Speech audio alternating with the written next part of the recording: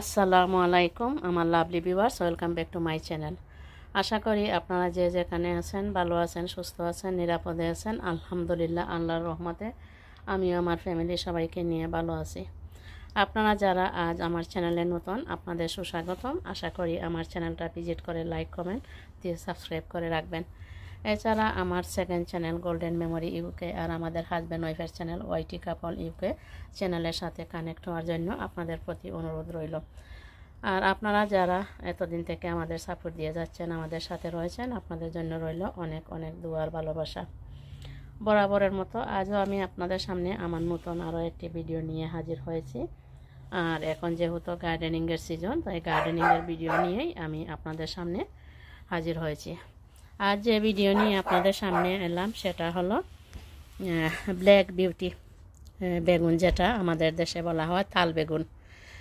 আমি আমার বাসায় প্রচুর পরিমাণে বেগুনের চারা তুলেছি বীজ থেকে। আমরা যেহেতু শীত প্রধান দেশ ইংল্যান্ডে বসবাস করি, সেজন্য আমাদেরকে অনেক আগ থেকেই বাংলাদেশি ভেজিটেবলের চারাগুলো তুলতে হয়, অনেক চারাগুলো তুলতে হয় আগ থেকেই, বা এই দেশেও ইংল্যান্ডের যে ভেজিটেবল সেগুলোর চারা আগ থেকে তুলতে হয়। কারণ আমাদের সামার টাইমটা খুবই সীমিত, মাত্র কয়েক মাস আমরা গার্ডেনিংয়ের জন্য পাই। এর মধ্যে প্রায় সময় ওয়েদারও ভালো থাকে না।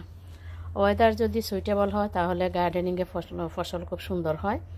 আমরা যে গার্ডেনে যে কাজটা করি, হার্ড ওয়ার্ক করি, যদিও আমরা শখের বসে এটা করে থাকি, এইটা সার্থক হয় ওয়েদারটা ভালো হলে। আর যদি দেখা যায় যে ওয়েদার ভালো হয় না, তাহলে তেমন কিছু গার্ডেনে হয় না। এটা ফেভার করে লাখের উপর, আল্লাহ ভালো জানেন যে ওয়েদার ভালো হবে কি হবে না।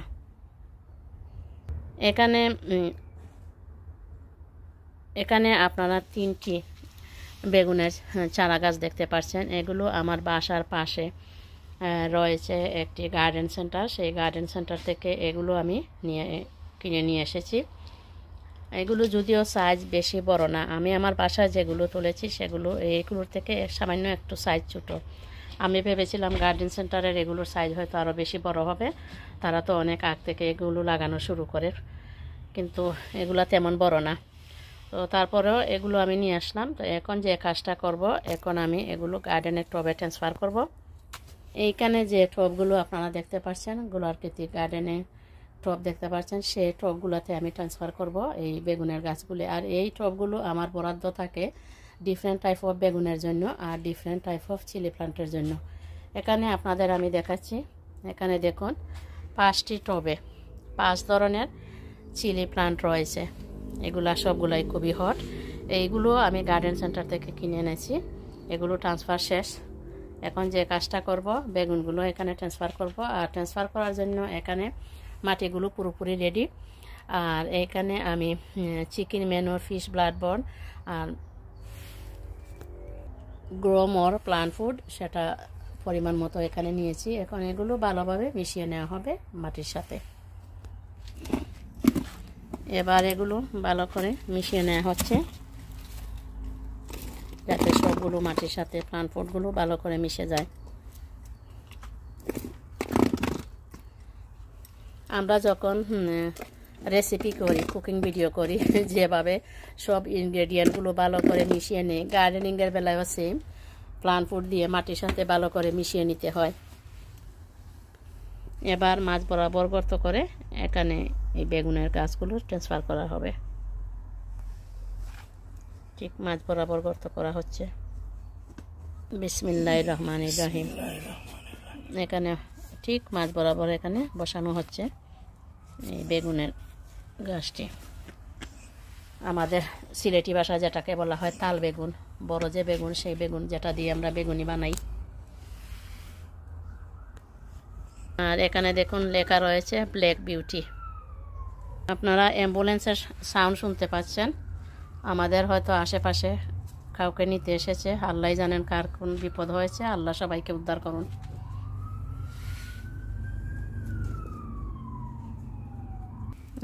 প্রথম যেটা এটা লাগানো হলো, এখন সেকেন্ড টবে আরেকটি লাগানো হবে। এই টবে আরও একটি লাগানো হলো।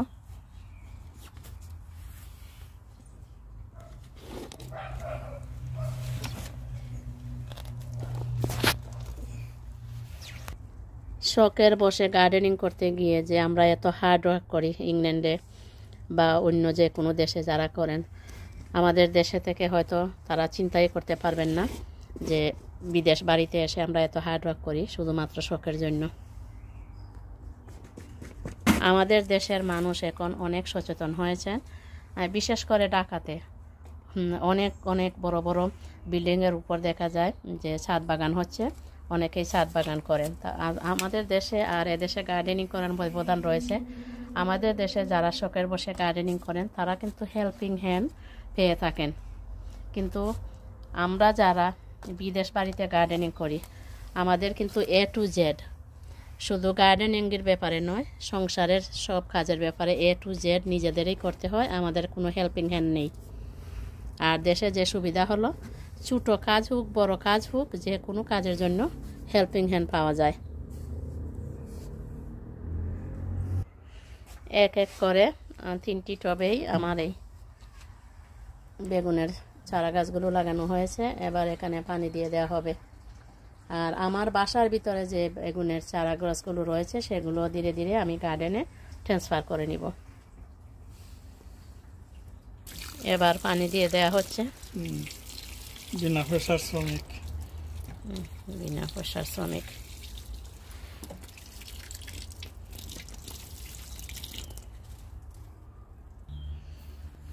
টবগুলোতে পানি দেওয়া শেষ।